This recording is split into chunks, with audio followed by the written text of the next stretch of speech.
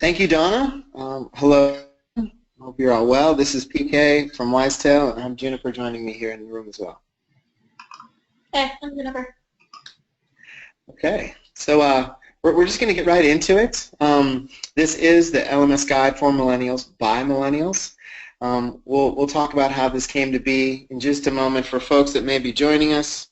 A little bit on Wisetail as a company. Most of you have been exposed to us, but for the purposes of this webinar, we're just going to blast right through this. We are an LMS company, and we do work with a lot of restaurant and hospitality companies. We do have some of our clients on the line today, which we're happy to welcome them. If you want to learn more about Wisetail or our software, you can go to our website. One main point that I did want to just bring up is that our goal, our mission, is to power great places to work through online learning and development with our software and with our partners. So if you want to learn more, feel free. We'll give you contact information at the end, but the purpose of this webinar isn't to talk about us.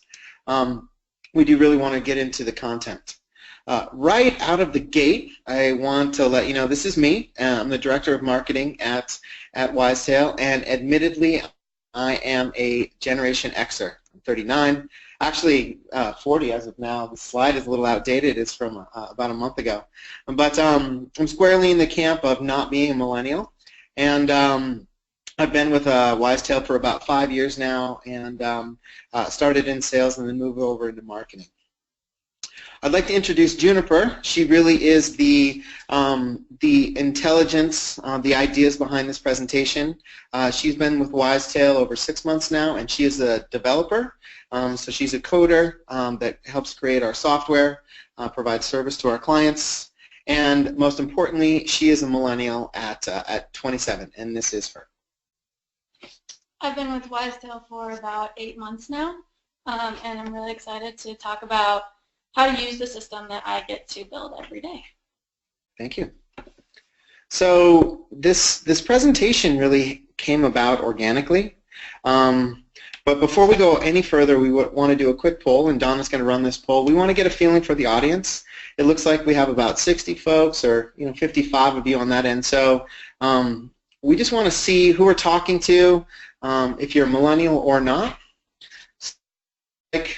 These answers are coming in. We'll publish this at the end.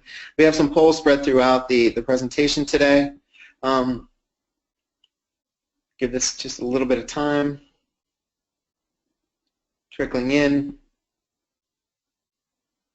And with 80% of you having voted, it looks like we're at about 60% no and 40% yes. So there's actually a nearly half mix there. But I think it's important, so you're sort of like divided, kind of like Juniper and I here on this end.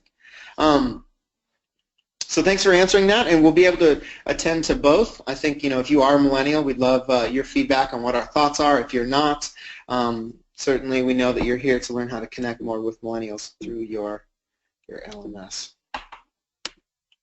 Okay, so I want to tell you about how this presentation came to be originally, and this has a little bit to do with how we connect with our clients. In the upper hand right, we had a new client at our Wisetail headquarters in Bozeman, Karl Strauss Brewery, and we have a live training as part of the implementation. So they were in Bozeman, and in the upper left-hand corner of the screen, we have two of our CX, or client experience, folks who really handle the day-to-day communication and connection with our clients, Kelsey and Cece. They organized something that was at the time very innovative, and we've done it we've done it since. But they organized a conference call with a couple of our clients. You may know these folks: Charlie, he's from Bar Louie in the lower left, and Bo from Zoe's Kitchen in the lower right. Specifically, the conversation that they wanted to have with Karl Strauss and Charlie and Bo was they called it behind the scenes, and they wanted to talk about how to create content in your LMS that was engaging, as Charlie and Bo are experts on that. And so this is about an hour sharing virtually. It was fun. It was a lot of creativity that happened here. But during this presentation, Juniper sat in the back, and she can see here from the screenshot that she is just barely off the screen. And after this presentation, just kind of talking about the challenges, of the restaurants that were in the room on the conference call, she came to me and said, "Hey, what would you think about me writing a guideline? I have some thoughts on content for for LMSs from the perspective of millennial." And so from there, we worked together, and then we published LMS Guide for Millennials by Juniper, and that's how this all came together. So we didn't set out to create this guide. It was really just some ideas that were shared, and then she went and ran with it, and then we did our research, and it ended up with this LMS Guide for Millennials, which is available on our site. And you want to talk a little bit more about that, Jennifer?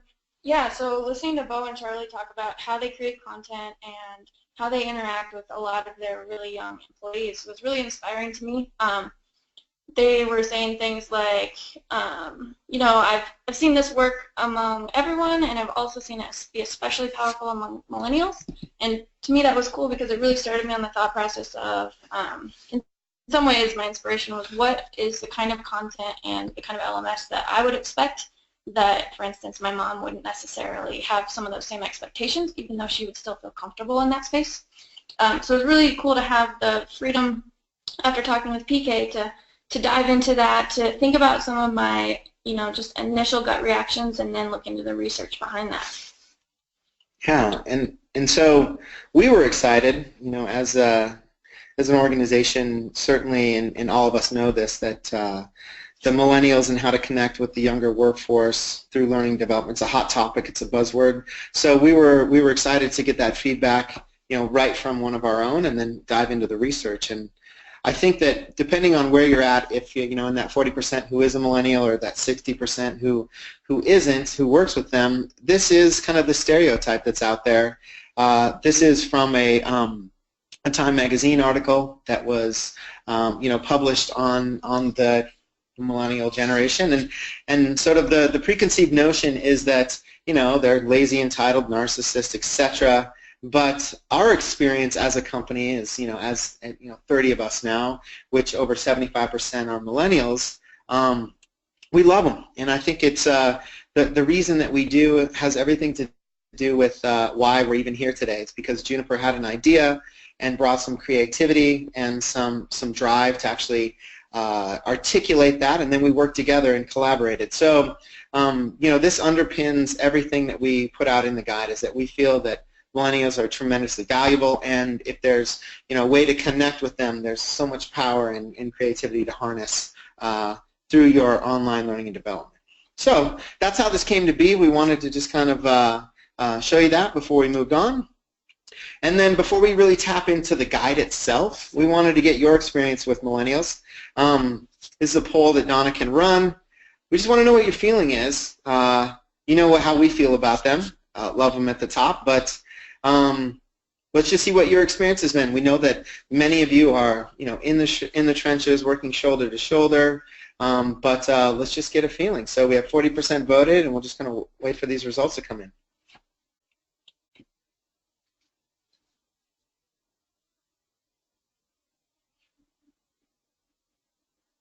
Excellent. Okay, so we closed the poll with 80% voted. It looks like we're pretty spread out, and you can view those results. I think that if we look at love them at 40%, over half of you are experiencing either challenges, mysteries, or the jury's out, and we don't blame you. So when we move on, to this, the purpose of this guide is, it's a lot of it's built on this data that has come out with, on the millennials. I mean, we're assuming that if you're here, there's some desire to learn how to connect better, and in general, if we can talk about the characteristics of the millennial generation, there's sort of how old they are exactly, what are the seminal moments in their life. We know that 9/11 versus Oklahoma City. You can get into their work style, the motivation, the communication, all this. We take into granted that we don't have to convince you today that this is a certain group, and there are some characteristics that define them. So our goal today, and I'm going to have Juniper talk through this, is that we really wanted to be clear about what we wanted to accomplish on this webinar before we dive in. So you want to talk about that?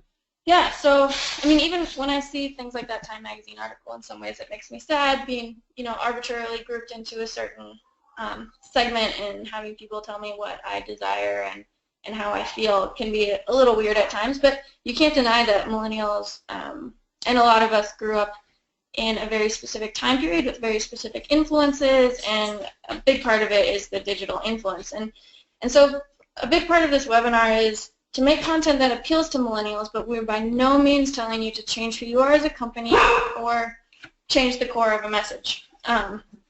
It's very important to us that no matter what you're saying or why you're saying it, that to get that communicated properly to every part of your company is so important. And there's some easy changes you can make to make that even especially more appealing to millennials. Absolutely. And so we checked ourselves when we were writing this. We said, we don't want you to have to, for example, buy any new software to implement these ideas. Certainly, as a software company, that wasn't our goal. So we really just wanted to say, how can you make that content appealing? If we had to ask you to change who you are or the core of your message, then it wasn't going to line up with what we believe in. So those are the goals, and we'll circle back to these at the end. Another thing that we wanted to touch on is that, if we look at a lot of the memes that are out there, we talk about the funny things associated with millennials. I'm sure that we've seen a lot of this stuff that's out there on the web. What we're not talking about is pandering to a stereotype. And so from my perspective, double checking our work and doing the research, what we're not saying is that you need a cat video, that you need to be cheesy and pander to that stereotype. And I think that, what's your perspective on that, Jennifer? I think actions like that are pretty easy to see through in a lot of ways. It's telling the difference between content that is designed to appeal to my sense of humor and the media that I've seen. A meme is awesome, but if it's just thrown in there as fluff, that's different. It's pretty easy to tell the difference between content that understands who I am and what I'm interested in, and content that just feels like there's some frosting thrown on top that doesn't mean anything. Exactly. So we're telling you not to do this today. So essentially, the purpose of this content is you want it to be current and modern. It's about the quality and these 3 points at the end: interests, educates, and engages your clients. I'm sorry, your audience. So all really the purpose is to guide them on a path for their own success. And so that is one thing that our research really showed us, was that the content itself must speak to how this helps your learners grow personally and professionally. And so that was our purpose. I think that that's a good overall check when you get started, is this going to help them guide them on a path to success? And so with that, that's the setup. We're going to get right into the 5 points in the guide. How do we do it? The first is, in your system, you need to have a consistent brand message. And so before we dive into this section, we did want to ask one more poll. We'll do this for each one. We want to find out from you, before we even dive in there, before we talk about it deeper, do you specifically think about the brand message of your LMS? Is that on your radar? Donna has the poll up. So let's just go ahead and see what the audience thinks.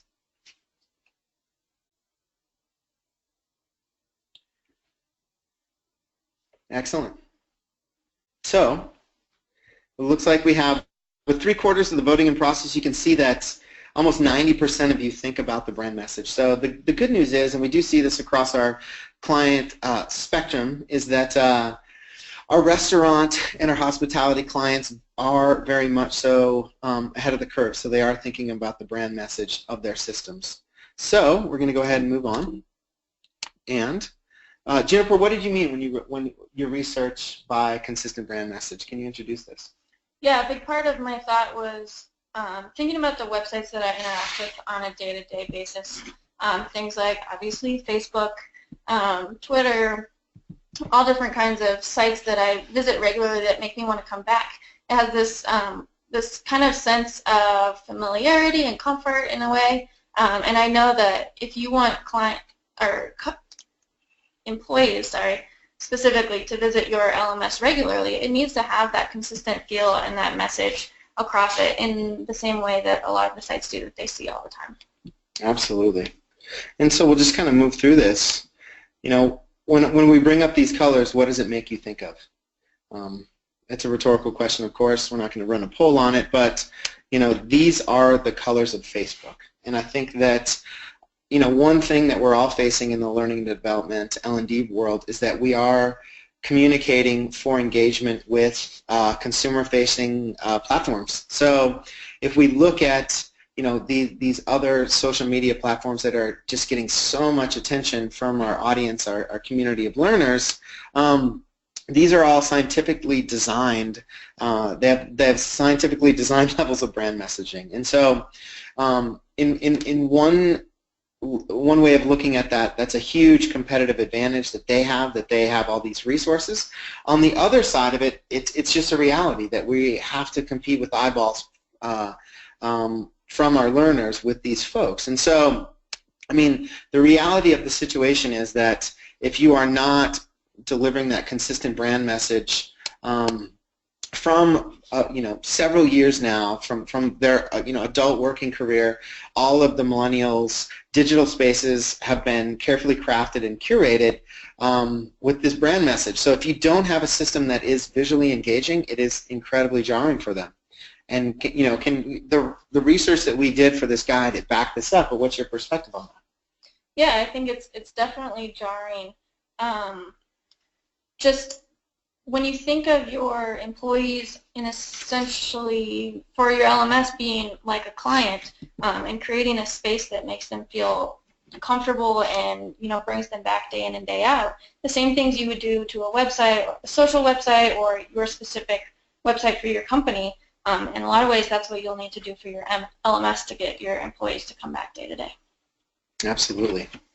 And so, you know, forgive me, I am in marketing, and if this is starting to sound like a marketing presentation, there's a reason for that, and that is just simply that, you know, the lines between, you know, creating this required online environment, if you're really trying to engage this younger millennial workforce, a lot of the elements of marketing you need to pull into your learning development programs, and specifically your software. So one thing that we do want to just be really clear about is that by consistent brand message, we don't mean your learning and development strategies or your training objectives. So I think that those are, you're experts in all of these. You have requirements for both compliance training, cultural training, all of these things. It doesn't mean changing any of that. It just means wrapping it in a brand message that really is identifiable from your learning community. So certainly we just don't want to confuse the two, even though we are talking about that quite a bit.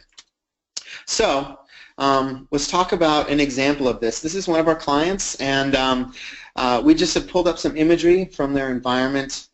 This is Chopped. A lot of you know Georgette, but they've done a great job of branding their site, and if we look at some of the imagery that they've used, they branded their site Better You. So even from the name and the visuals, it's all aligned, and there is a very consistent brand message. So the look and the feel is consistent with how their organization feels in real life. And so these are all from before you even get into the system, and then once you get into the tool itself, there's a lot of consistency there. So regardless of whatever software you're delivering, your online learning environment, whatever LMS that you're on, you know, having that consistency is really going to be a way to initially connect with your millennials.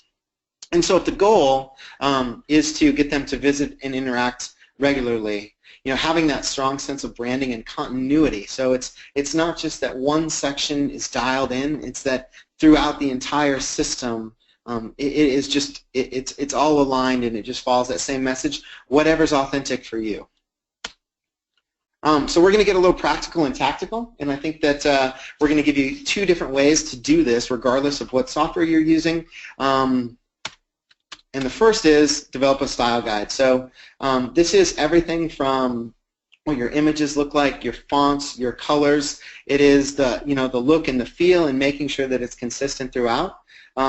This is no different than a lot of folks in your marketing or branding or to use outside agencies do for your external facing website, but it's actually going through the same process and saying, this is how we're going to do a banner, this is how we're going to do an image, this is how we're going to do a thumbnail, and so it's consistent throughout.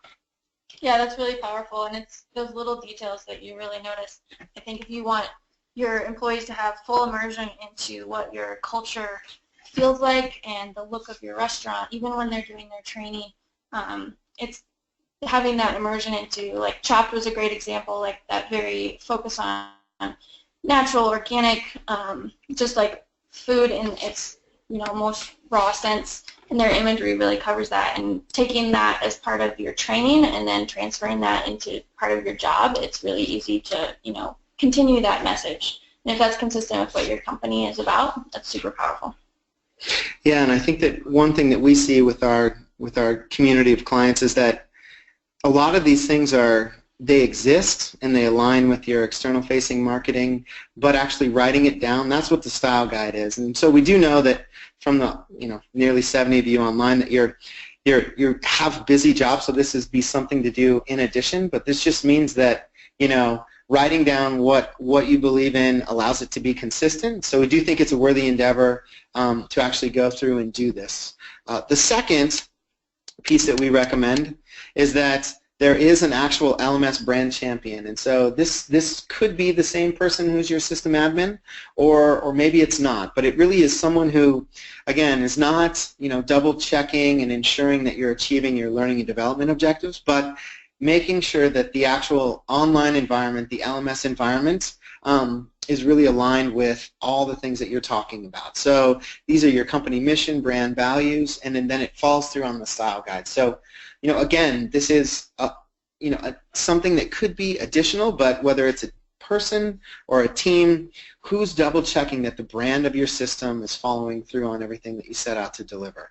So those two pieces, we feel like those are practical and those are tactical, and that is, regardless of what your resources are, your system, you can put those into place, and just being attentive to each of them will allow you to follow through on that consistent brand message and therefore really connect with those millennials in a way that you may not have before.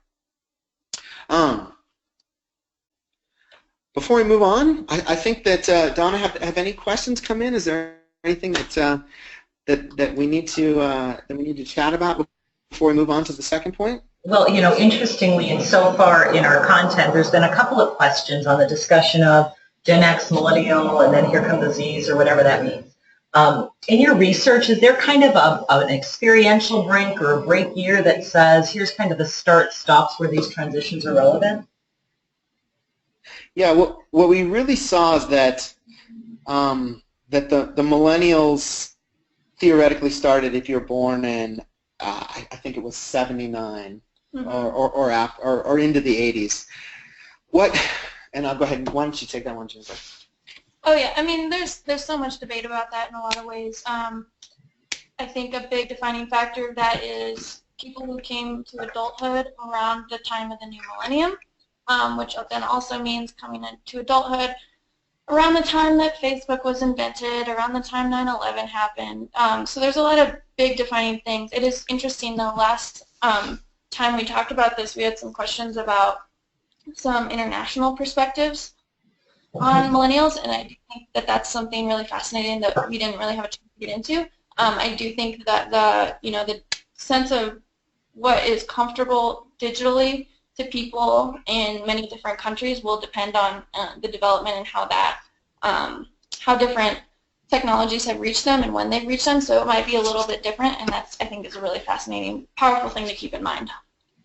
That's great insight. And of course, for some of our attendees frantically scribbling notes while being attentive listeners and processing, couple questions.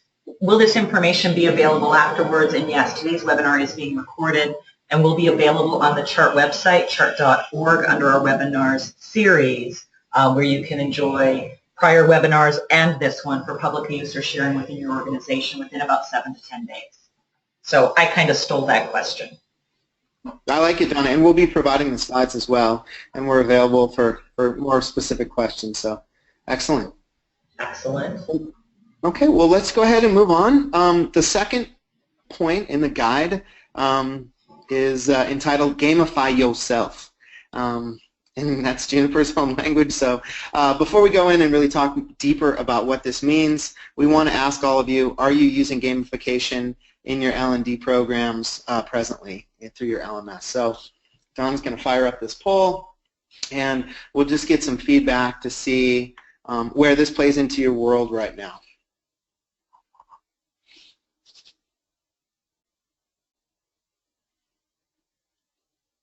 Great. So we'll keep it going for a little bit, but early signs are that that most of you are not using gamification, and this is actually, so with nearly 70% voted, we can see that 65% are not using gamification currently. So one of the things that's really exciting about that answer is that when we crafted this guide, we wanted to double check ourselves again by just saying, what does gamification mean? And how can you use it regardless of the functionality in your system, regardless of your software? So can it be applied broadly? So Juniper, what did you mean when you created this section originally? Gamification just seemed super powerful to me, and it was really reassuring to look into some of the research about that, especially in L&D systems, and see that yes, it is very powerful. People have been using it. But not a ton of people implement it. And so I think we're going to go into some of the details of how to do that later, but again, this is just a thought about, what is a lot of the stuff that I do when I'm, on my phone. Our system is very mobile compatible, and you see people going to their phones to, a lot of times I'm looking up information because I'm in an argument with somebody, and it's easy to have that quick access, but then there's also games. And those are super powerful, and I was excited to see how you could add that into your system and really, tie into that kind of desire for competition that exists in a lot of generations, not just millennials.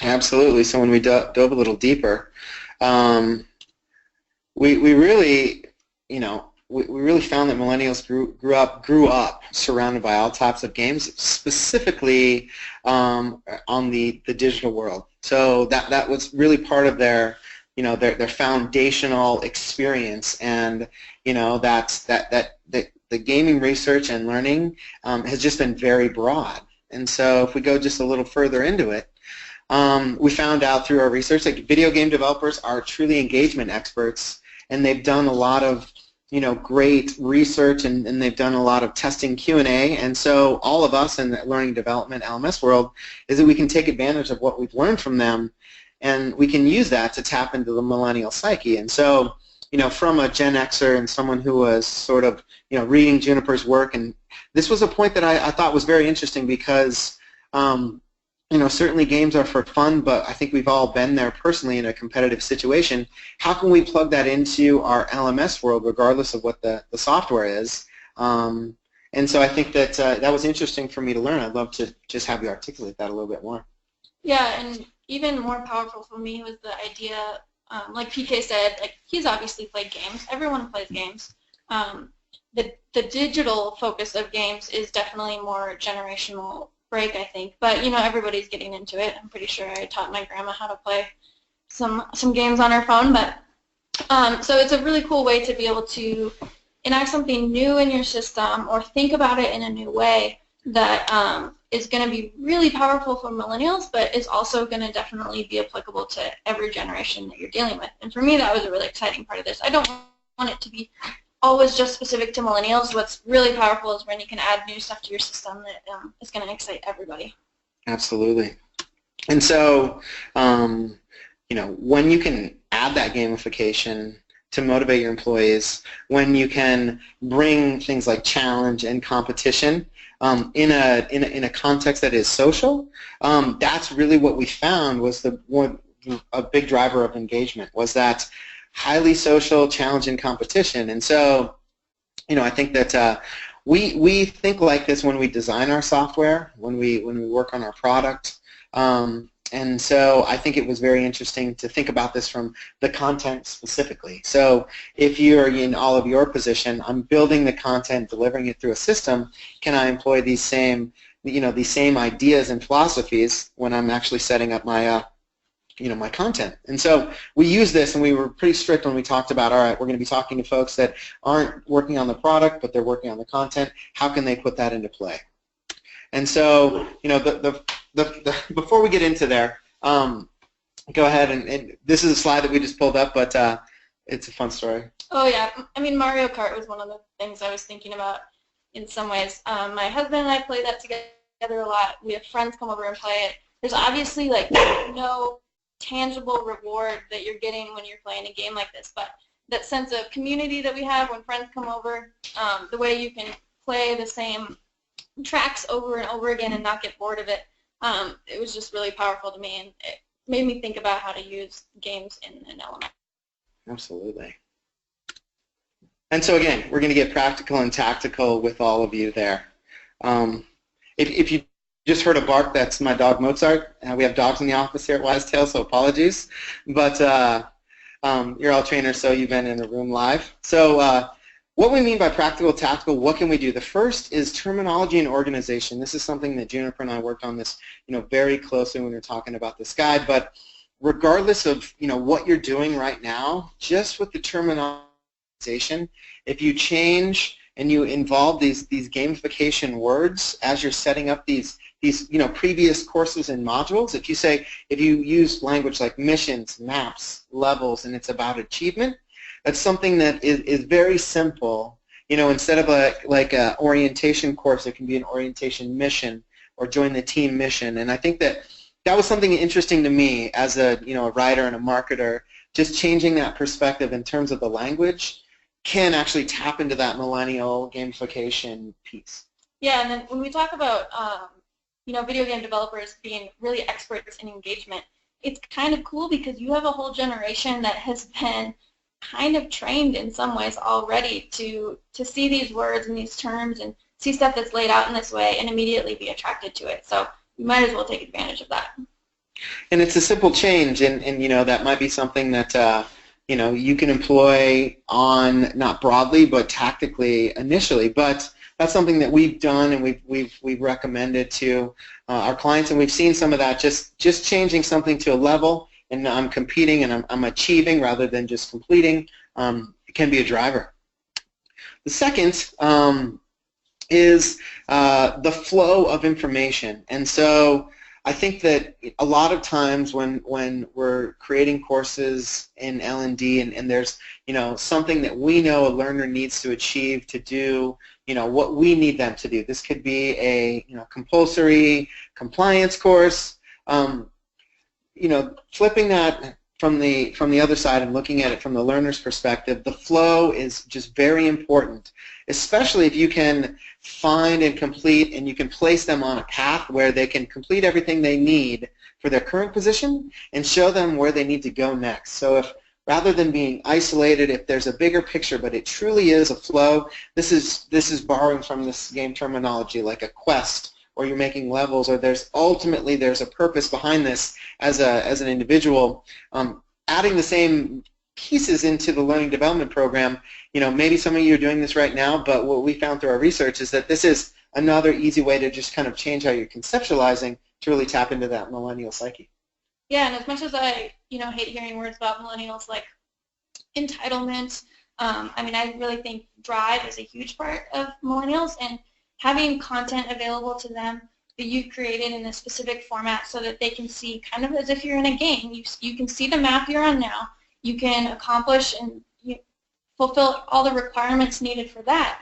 And millennials are very driven, and they tend to want to know, like, what's next? How can I get to that next level? And so having a clear path for them and showing them not only what they need to do to accomplish for their current role, but what are their goals for the future and how could they get there, that's really powerful, and that can come from gaming. It can just come from how you organize your system and make that available to them.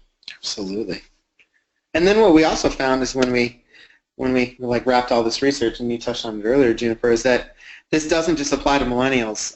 This is my father here on the left on a bike ride, but this is multi-generational. This, weaving this into your digital world, the fact that there's missions and maps and level and achievement, I think that we found that it was really universally applicable. What does it mean for me as an individual? Show me a path of development is really powerful. It just draws on that, specifically for millennials, that gamification piece that is so widely talked about but elusive depending on your system. Okay. So we're going to go ahead and move on. We'll take questions after the next section, but Donna's stacking those up. The next piece of the guide, number 3, is that you need to create and release content regularly. And before we dive into this section, we want to get a feeling from you, the audience. How often are you releasing new content out to your learning communities? Donna's running the poll. This is really fascinating. We've done this before, but we really kind of want to know what you're doing right now, and I think that we'll go ahead and see what we've got here.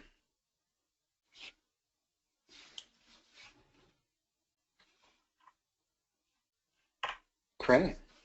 Okay. So we'll let these trickle in, but when we show you these results, I think it's pretty interesting. You can all see those right there. 4% daily, 10% weekly, 15% monthly, and 71% when needed. I think that that's the reality that out there in the world, and we can use that when we talk to it as we go deeper. But Jennifer, what do you talk to me about this section? Yeah, I mean, not to harp on Facebook too much, but it's again one of those sites that lots of people around the world, millions, daily visit, and every time you log into that, not just every day or every week or as needed, there's new content. Granted, it's created by the people that you're friends with, but it's still powerful and it's engaging, and bringing people back regularly with fresh content, especially employees, whether it's fresh content that's just a tip or trick, or fresh content that's required for them to know for their position, new menu releases or new standards, stuff like that. It's really important, and for a site or a system where you can't necessarily require them to be there constantly, the best way to bring them back so they can see that really important stuff is to have stuff released regularly so that they have the incentive to come back. Absolutely.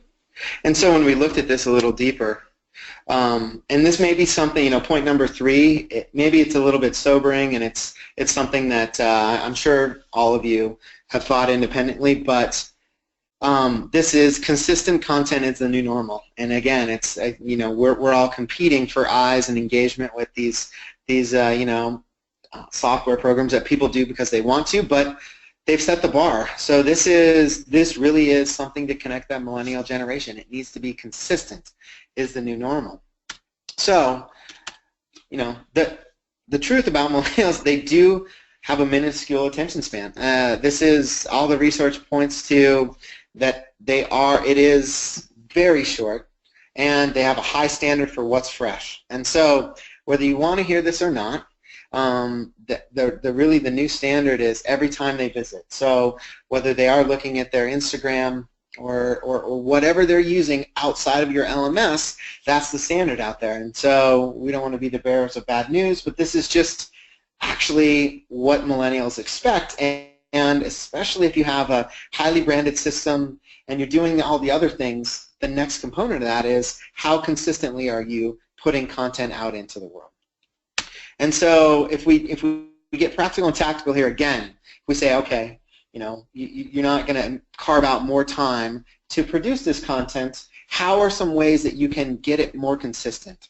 Daily, maybe that's a goal that you set really high, but we talk about how can we do this. And so, this is something that, again, has nothing to do with the software that you're actually using, but talking about, all right, if consistency is what we need, and I need it to be, as close to daily as possible, what can I do?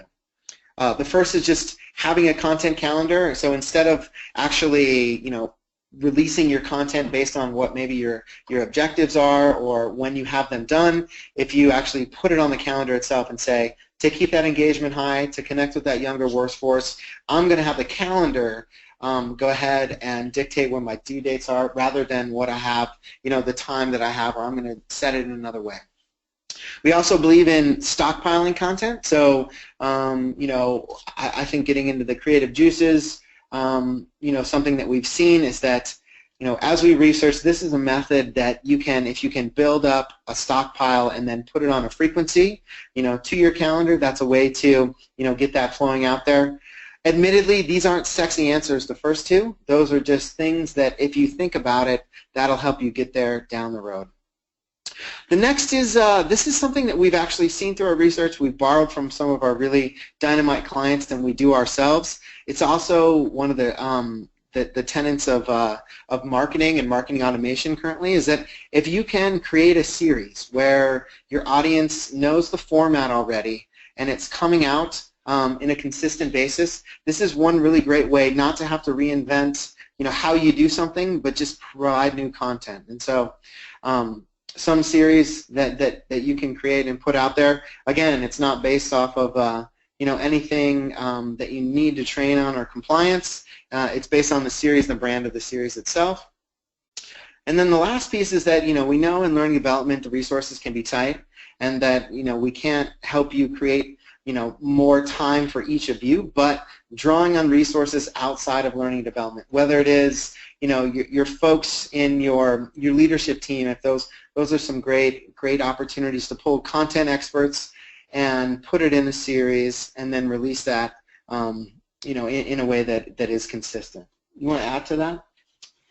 Yeah, I think one of the outside resources that I thought of too when I was writing this was your employees themselves. If your system has the capacity to have user-generated content, that's really cool. We've seen some really amazing stuff come, especially out of, I think, our restaurant clients, where it's just, a new technique for, flipping a burger more efficiently, or people sharing their experiences of how they were praised for their customer service. And it can be really inspiring to other people. And that's really awesome content because that comes from somebody who's not you. You're a very busy person. And it comes straight from the horse's mouth, essentially, from your other employees. And as long as you have, again, going back to point 2, having your brand champion there to make sure that that content, the user-generated content, is still consistent with your brand and has the message that you want as a company, you might need to do some high grading there, but making sure to go through that before it comes out, but you can get some really amazing content from your employees. Absolutely. And so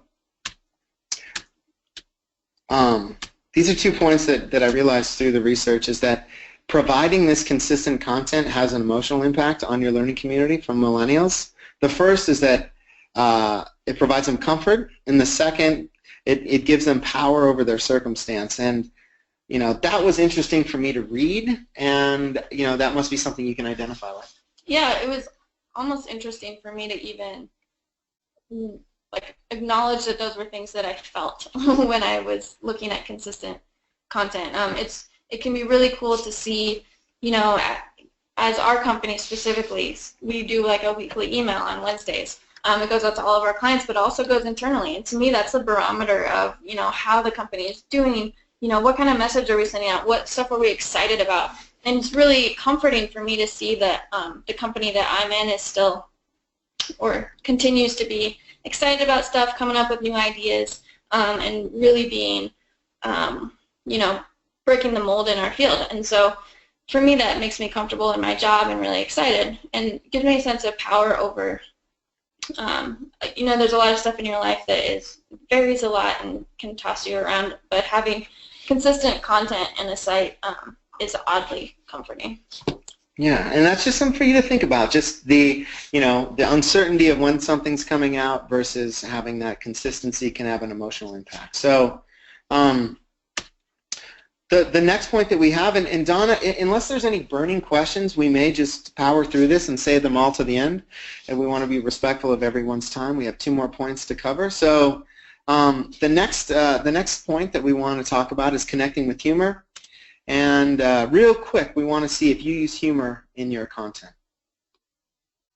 This is something that actually I know from just talking with a lot of chart folks at chart conferences that is being used, and we've seen it from our client base. So, and the results, it looks like 70% of you have answered, and 71% are using humor. So that's a great sign. What did the research say? Research said humor was super important. Again, it was awesome to have that, my gut feeling backed up by that. I love it when someone creates great content that not only resonates with me because it's useful and it's important to me, but also because on that superficial level in some ways, I found it funny. And nothing sticks with you better than humor. There's been some amazing research about college and university courses that, you know, when they have a humor, not necessarily humor focused, but when they have an aspect of humor to it, clients or students tend to remember that and it sticks with them longer. Absolutely. So we decided to set out how can you all do this? The first is don't be afraid to be funny. You know, with 70% doing this already, we don't need to hammer that point home. But you know, a lot of what you like in real life, it can be representing your training content. And so we started to think, all right, what are some hacks that we can give you to add humor? The first is steal from comedians. You know, regardless of who you're watching, a lot of what they're doing is mixing these lessons and ideas with social commentary, and so that is just observing your world at large or the world within your organization and mixing it with something that you're observing. So we all can't be as creative as Tina Fey, but we can borrow from what we see from our comedians and mix that into our training content. It doesn't change your content, it just changes the context of it. So, how to cheat. Some things that you can never run out of. Pop culture. You know, if you're up in the moment, this really capitalizes on two things. One, it's consistent and it's current, and the second is there's a lot of interesting things happening, funny things happening that you can borrow from. A lot of them affect the business that all of us are in. Second is parody. You know, I think that this is one that may be risky depending on what you feel like personally, but it can be tremendously valuable. And a lot of what we find with the humor is just giving it a shot. Finally, referential. Again, it's very similar to what the comedians are doing, but referencing these events or these moments and just drawing a connection can be amazingly funny just in the contrast that you're seeing. And so when we thought about how to cheat, since we're not all funny comedians, those are three elements that we saw. Yep, all those are really powerful. I think you can see great examples of that from comedians and also, shows like The Simpsons. That's referential humor at its height, and that show's been going on almost since I was born, which is a little scary, but so that'll connect with a ton of different generations. Yeah, so excellent. So the fifth point, and I think that this is maybe even the most powerful point from Juniper's presentation, is that to engage, really to enable and encourage these millennials, you need to provide ways for them to have personalized public praise in your learning communities. Again, depending on the functionality that you have in place, you may have to get creative, but this was a huge driver of engagement with the millennials. They're used to this. This is something that the research really played out, is that giving them personal praise, so it's individual, making it public, was a huge driver of engagement for millennials within your learning environment. So before Juniper really kicks that one off, we want to get some feedback from the audience. Do you have recognition programs in place? We made this question more broad, and Donna's going to pull this up here just in a moment, but this can be through your learning management system. It could be also through your programs in general. Donna's going to pull the poll in just a moment. Okay. One of the risks of having a chart trainer, can I just pop in, please? You're not going to say. It's been suggested by a couple of people in our Q&A. If we could kind of get a litmus test or a bead on who's actually using LMSs that's kind of on this conversation, or who's really in the hunt. Are you open to running that poll just briefly? Yeah, let's do it. Absolutely. Awesome. Yeah, I think that that's a great question, Don, is that we sort of made the assumption if you're here that you're using an LMS of some kind, and it looks like, I think that it looks like it's almost 50-50 that you're using you're using one or not. So I think that the value that clearly we're in the LMS software business, so our perspective is not objective, but Well, in my previous role in a different company, I was the trainer essentially and in charge of compliance, and we didn't have an LMS. And I do think that, I mean, obviously it makes it easy to, you know, get that information out to a bunch of people, you know, do enrollments, run reporting, all that stuff. But even without that system, there are really amazing ways to implement a lot of these tips. You know, whether it's even just an email that goes out regularly to people with information, especially, you know, we're about to talk about personalized public praise. It's a great way to talk about great stuff that's been happening in your organization. Gamification can happen even with a paper system, so absolutely don't feel like that's a limiting factor. Fantastic. Yeah. Thank you. Great question. Thanks, Donna, for pulling that in. And so we're going to, you know, do use recognition programs. I think that love to see the response to this. It looks like we're still getting some responses that come in. Since the lens of this guide is through your LMS, your online learning programs, it looks like, you know, if we go ahead and close that off with 2/3, looks like over 80% of you have recognition programs. And so that's one thing that we really do see that's wonderful in the restaurant and hospitality space. There is that recognition. What we really mean by this is, have you woven that into your LMS or your online learning environment? And so with that in mind, that's really where we approach this. So, you know, I love this from Juniper's, this is a quote from her, is that every millennial feels like they're a special snowflake that deserves more than everyone else. Obviously, that's cheeky and it's a little sarcastic, but if we take that into perspective, I enjoyed reading that. Why did you write it? I think in some ways it was cheeky because everybody feels like that in a lot of ways. Not that they're a special snowflake, but personalized praise for people is, and I'm alliterating like crazy here, but it's so powerful. It's a really great driver. And I think no matter what system you use or no matter what generation you're training, you will see that across everybody. And so making that available to not only allow people to receive praise, you know, whether it's from managers or from peers, but also letting people, giving them an opportunity or a program or an arena in which to call out other people and tell them that they've done a great job. That's really amazing. At WiseTel itself, even outside of our LMS, we have some really awesome program set up where we are encouraged and given a really great venue to tell our coworkers how awesome they're being, and that's so fun to do that. Absolutely, and it looks like, you know, 80% of you are doing that already in your program, whether it's online or not. A little side note that we found, which is interesting, that sort of millennials that you know, you want to sandwich your criticism, your feedback with positivity. This is a bit of an aside, but we found that they do not like that because it's been happening since they were very young. So if you're doing the research and you know, any so-called millennial experts telling you that, what we found is that it's not helpful. So moving on quickly, this is a less tactical. This is a more sort of touchy-feely way for you to apply this in your online learning.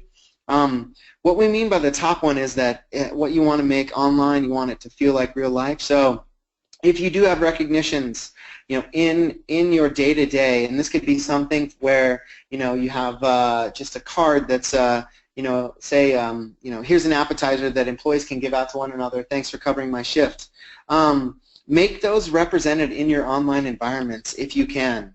That's a huge driver of engagement from the younger workforce, is that you know, what happens in real life is represented online.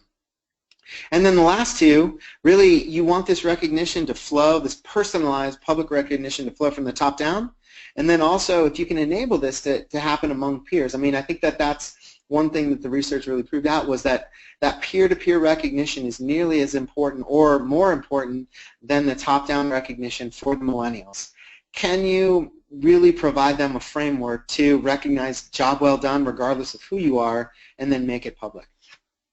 Yep, that's awesome, and I'm really lucky to be able to be involved in building some of these parts of our system, but also doing services for our clients, because I definitely scope out some of that. It is so cool to see you know, Q&A areas where someone can interact like directly with the CEO of the company. I know that's not always a possibility, but some of our clients do that, and it is so cool to see that. Just that, you know, it's not a way to bring your concerns or anything that a manager should be talking to, but they're bringing ideas like directly to the CEO, and they're getting praised for that, and it's really cool to see how people react to that. Absolutely. And so I think that, those of you, regardless of where you're at, it's something to consider when you're talking about your LMS and Connect with Millennials. So again, just really want to, revisit our goal. We want how you make content appeal to Millennials. You don't have to go changing. You don't have to change the core of your message, but you can employ some of these just small changes and make a big impact. So I'm going to leave you with a quote. Every fresh generation is a new people. We love this. This came to your mind? Oh, yeah. It was exciting. I think that Tocqueville was maybe being a bit tongue-in-cheek here because he also was interested in the idea that you could just call somebody a totally different breed of person just because they were born in a different time. But it is exciting to see the differences in generations and taking advantage of some of the, the psyche that has been developed, or, how being a more digitally oriented generation has changed us. It really makes it so that you can implement some things in your training system that will impact your younger workers who really are the backbone of your workforce and will be coming up soon, especially, impact them for the better. Yeah, it's just exciting times. I think that, that's what we learned through this, is that there's so much potential there. It's just how you can tap into your audience. So to be respectful of everyone's time, we have under 5 minutes, but we can open up for questions, and we can stay after too. Donna, did you have any flow in that we could address? Sure. Just a couple of, in our last minute or so, do you have either resources you can share or direct attendees to that get to, hi, I'm on a shoestring budget, but I want to do gamification? Or can you tell us a little bit about customization elements, like here's an off-the-shelf game that you can plug and play with your own menu, food, service steps, etc., for just a quick resource for attendees? So we can refer you to the original guide on our website, which does have the research itself.